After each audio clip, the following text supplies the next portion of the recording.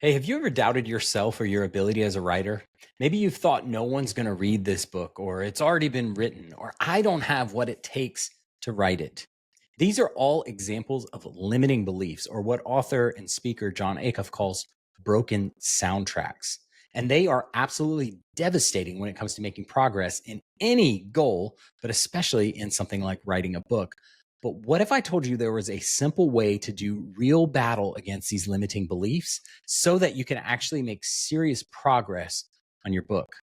With the help of one of my favorite books, I'm going to talk a little bit about how you can do just that. Let's get into it. So, you've always dreamed of writing a book, but you haven't done it yet. Why not? It's not because you don't have what it takes. You do. It's not because you don't have the time, and it's not because you don't have the right tools. I've become convinced the main thing holding you back from finally writing that book is your mindset. For far too long, we have subscribed to limiting beliefs that have sabotaged our goals, undercut our progress, and kept us from chasing our dreams of writing. Not anymore. Your story deserves to be written, and you are the only person who can write it. Fear and imposter syndrome are not the authors here. You are. The best way to battle your limiting beliefs is to get words on the page and to keep going when it gets tough. My name is TC Burr, and I am so excited to walk with you on this writing journey and to encourage you every step of the way. Because it's not that you haven't written your book, it's just that you haven't written your book yet. Let's change that. All right, so today on the show, we're going to talk about the best way to beat self-doubt and imposter syndrome and comparison and fear of failure and really any limiting belief that you might be wrestling with. I'm going to use one of my favorite books by an author named Jon Acuff. This book, Soundtracks, is the book that I recommend more than any other. And the subtitle of this is The Surprising Solution to Overthinking. And so we're going to talk a little bit today about how you can take what Jon calls these broken soundtracks and replace them with new ones. We all have these, right? So if you think about imposter syndrome, that is a big one that comes up with writers. I've interviewed tons of writers for this podcast, made tons of connections with folks on social media and elsewhere. And everyone to a person has told me they either are or have struggled with imposter syndrome at some point in their writing. So what is that? Well, according to Wikipedia, imposter syndrome is a psychological experience in which a person suffers from feelings of intellectual and or professional fraudulence. One source defines it as, quote, the subjective experience of perceived self-doubt in one's abilities and accomplishments compared with others, despite evidence to the contrary. So even if you found success, and I know this from having talked with people who have published multiple books, they still feel like I am a fraud. I don't belong here. My work isn't good enough. Maybe that's something that you've struggled with too. The truth is, everybody's dealt with this at some point. Well, maybe not everybody. You know who doesn't struggle with imposter syndrome? People who never take a big risk. People who never step out and try to do something big probably don't struggle with imposter syndrome. If you've always wanted to write a book and you've never really started making progress on your book, imposter syndrome maybe hasn't even come across your radar yet because you haven't even stepped up to take that risk. But for you, for me, for people who have actually taken those steps and who have actually started to pursue something big, imposter syndrome can be a real problem. Same thing with, again, fear of failure. Same thing with comparison. Same thing with all of these limiting beliefs. All of these broken soundtracks can have a major impact on us. And really, it's not unique to writers, business owners, creatives, visionaries, anybody, again, who's stepping out or who wants to step out and do something big, at some point have wrestled with fear of failure or imposter syndrome. These limiting beliefs are universal. And so in one sense, I want you to feel, if that's something that you're struggling with, I want you to feel a sense of relief that, hey, you're not the only one. Everybody, even your favorite author, has probably struggled with this at some point. But at the same time, we also should recognize that these limiting beliefs are actually a huge problem when it comes to our progress in our goals. So imposter syndrome specifically sabotages our goals and it undercuts our success. It robs us of the satisfaction we should feel when we make accomplishments. So in that definition, it says, even despite sometimes evidence to the contrary. So you may have a resume of results that you could stack up against your imposter syndrome, but still there's that voice inside of you that whispers to you that, hey, you're not good enough. What you've accomplished isn't big enough.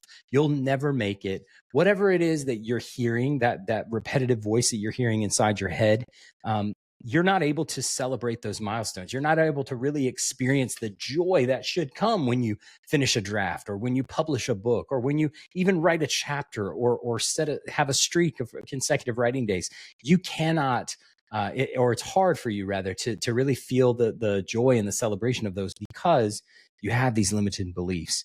And it freezes us in fear and keeps us from moving forward. If we think we're never going to be able to accomplish what we want to accomplish, or even if we do, that somehow our work isn't good enough, our results aren't big enough, our name isn't big enough, our following isn't big enough, whatever the case might be, it's going to sometimes paralyze us and freeze us and keep us from moving forward. But here's the good news. We have the ability to do battle against these limiting beliefs, and it might be easier than you think. One of the things that I've said often is that nobody talks to you more than you.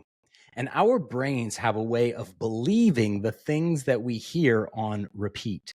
And so in this book, Soundtracks, Jon Acuff talks about these repetitive thoughts that we play over and over in our heads. And they can be positive or negative, but they're things that we just kind of say about ourselves. So for example, you might say, well, I'm not an author. I'm not a writer. That's a soundtrack. Or you might say, hey, I'm always late to things. That's a soundtrack. Anything, and those are both examples of negative soundtracks, but there could be positive ones too. But according to Jon Acuff, these are the things that we tend to believe because we just play them over and over in our head. Where do they come from? They could come from anywhere, right? They could come from your family of origin. They could come from past failure or past success. They can come from your worldview, right? There's all kinds of different sources of these soundtracks. But the point is, we are all in one degree or another playing these things on repeat in our heads. And a lot of them are what he calls broken soundtracks.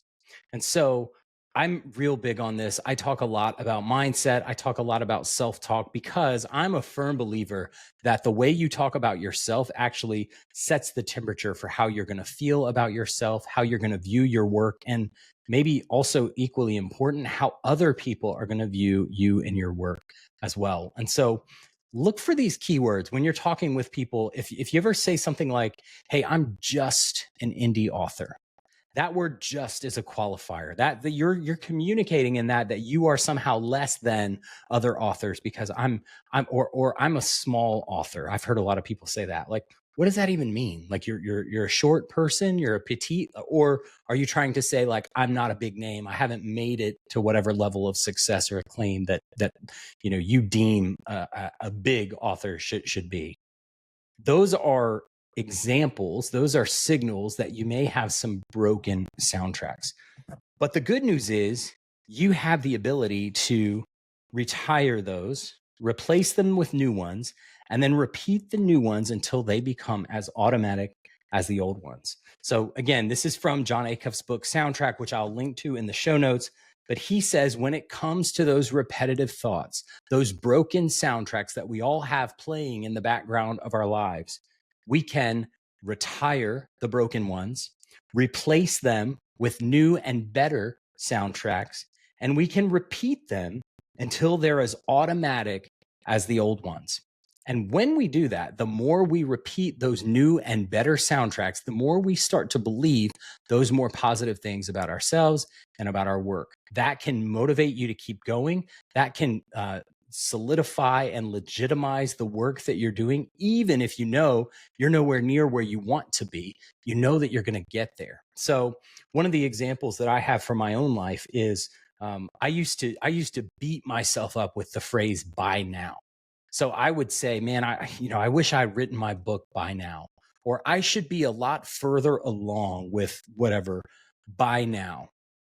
Or maybe, yeah, I thought I'd be a better dad by now, or I'd be more advanced in my career by now. And those words "by now" are they're words of condemnation. They're setting up an expectation, and they're clearly demonstrating that I haven't met my own expectation in that arena of life. But so I had a big mindset shift. That was the broken soundtrack, all those buy now phrases. And so I've pivoted and changed those to the word yet. And so now I'll say, I haven't written my book, or I haven't finished my book yet. Yet is a declaration of intent. It's a hope-filled promise of something that I expect to happen in the future, and it sets me up for success. So while by now breathes out condemnation and shame, yet breathes out hope and expectation. And it's a promise that I'm making to my future self that I know will one day be fulfilled. That's an example of retiring an old soundtrack, a broken soundtrack, replacing it with a new one, and repeating that new one until it becomes second nature. So again, I would encourage you, and I recommend this book more than any other. I would encourage you to go check out this book. Again, I'll link to it in the show notes. It's going to be an affiliate link, so that means you don't pay any more, but I get a little bit of a commission if you use it, if you buy through that link. And honestly, I feel like I recommend this enough that maybe I should get a kickback for it. But you can find it anywhere you buy books. So if you don't want to use that link, totally fine. Also, I want to encourage you to take a couple of action steps this week. So over the course of the next 7 days, I talked about your broken soundtracks need to be retired, replaced with new ones, and then the new ones need to be repeated. But you can't retire those broken ones if you don't know what they are. So maybe over the course of this interview, or over the course of this conversation, you may have started to think up what some of those broken soundtracks that you are playing over and over in your head are. But maybe you're not sure. So I want to encourage you to do, over the next 7 days, a soundtrack audit. Listen to the way that you talk about yourself, about your work, about your accomplishments, and maybe more importantly, listen to the thoughts that you have about anything that, like, I'm never going to make it, or this is super hard, or whatever. Any of those little phrases that kind of play in the background, identify those, write them down, and think about how you might retire and replace those with something better. If you want help, a little bit of a jump start on this, I have written a quick guide called a mindset reset document, where I've identified 20 of what I think are pretty common broken soundtracks for writers, and reset those with new and better ones. So I would encourage you to check that out. I'll link to that again in the notes, but you can go to tcburr.com and download that. It's called the Mindset Reset, totally free, but it'll just give you some examples. And by the way, you're welcome to use mine, or if you want to write them in your own words, I think that could be super powerful for you as well. And put these guys on sticky notes around your office. Put them in your notes app on your phone, like somewhere where you can actually see them, so that you can start to make these new and better soundtracks second nature. I think it's going to go so far in helping you eliminate fear of failure, imposter syndrome, comparison, all of those limiting beliefs and broken soundtracks that are currently doing so much damage to your creativity and progress. Anyway, I hope that was helpful. Thanks so much for joining me today. Keep writing, and until next time, I will talk to you soon. Later.